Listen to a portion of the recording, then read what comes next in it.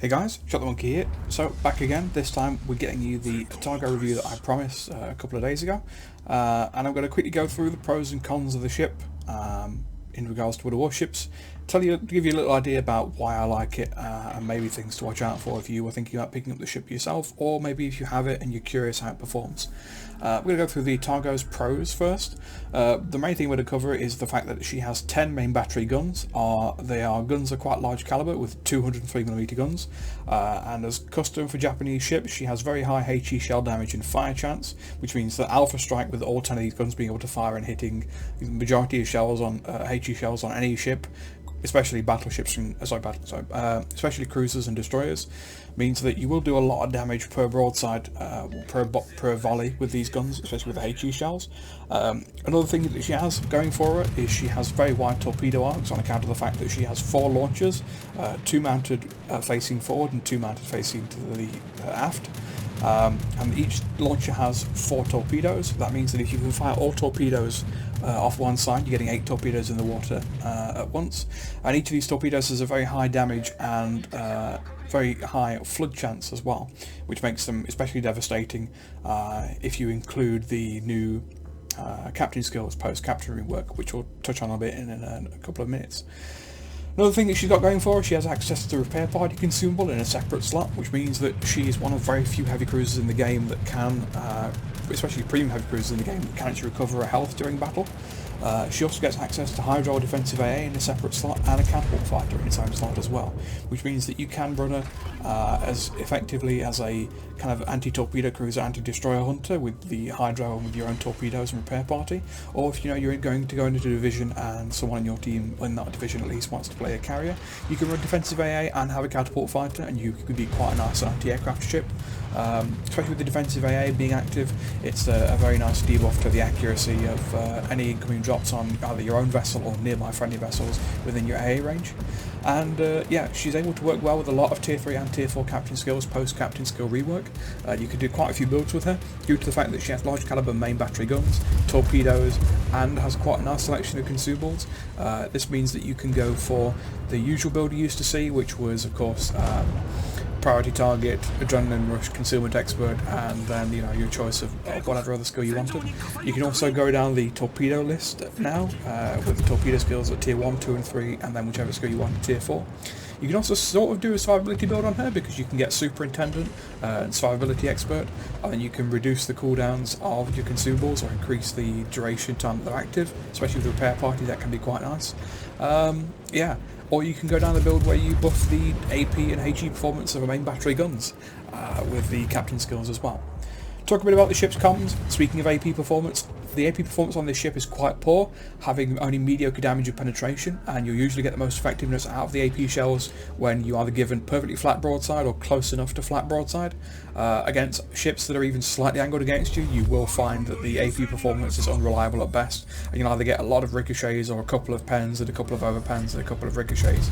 So really the AP should only be loaded if you're shooting either close enough to or perfectly against the flat broadside of an enemy vessel.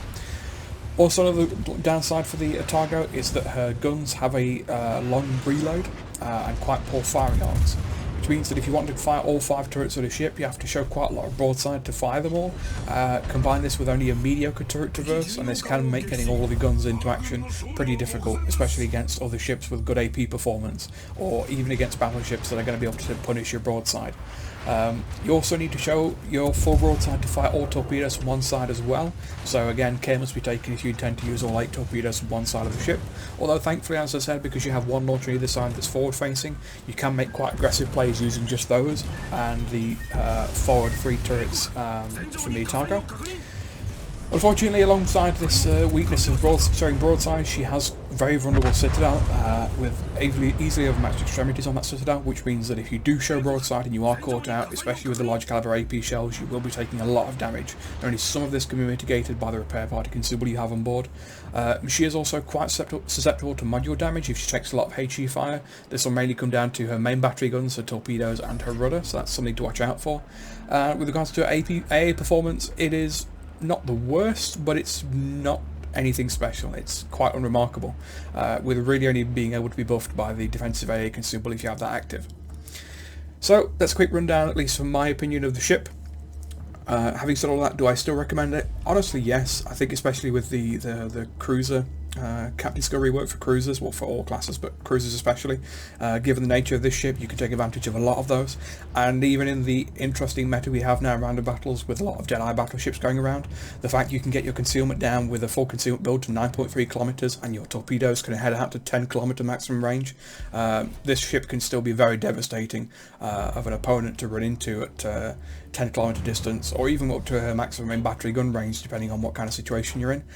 She can certainly make interesting plays given maps with decent island cover and concealment to take advantage of. And of course, the fact you can have Hydro as well means you can be quite an effective destroyer hunter, because your HE will devastate destroyers if it hits them. You can have your Hydro active, and then of course, if you do get hit by a couple of torpedoes or take some, incoming fire, you have your repair party as well, which can help you recover hit points, which will keep you in the game longer. So there's a nice setup here in terms of a consumable mixture, and you can kind of balance out pros and cons, especially with the captain skills, to really get to fit pretty much any single role you could want. And to say that she's the oldest premium cruiser in the game, she really isn't showing her age. She's still performing well, I think now so more than ever. So I'd highly recommend that if you guys are thinking about picking her up, pick her up, give her a try. I think you'll find she's worth it. Anyway, I want to thank you all for watching. Hope you enjoyed this video. Hope you enjoyed the gameplay I've got lined up for you, and I'll see you all next time.